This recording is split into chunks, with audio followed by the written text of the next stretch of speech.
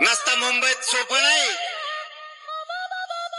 तुम्ही शेवटी फडणवीस साहेब तुम्हाला सांगतो, मराठ्यांना त्रास देऊ नका. एकदा जर मराठ्यांनी 11 रूप जर धारण केलं ना, कोणाच्याच बापाला मराठा कोण ऐकत नाही. बाप तुम्ही शहाणपणाच्या भूमिकेत या. दुसऱ्याच ऐकून आमच्यावर चाल करू नका. कसला मंत्री, कसला आमदार, खासदार, मंत्री असो त्याचे टप्परच नाही पुढे. आणि मराठ्यांच्या पुढे याचे मजले काय कोणाचे.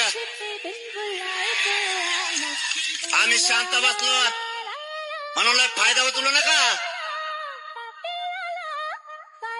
नसता मुंबईत सोपं नाही.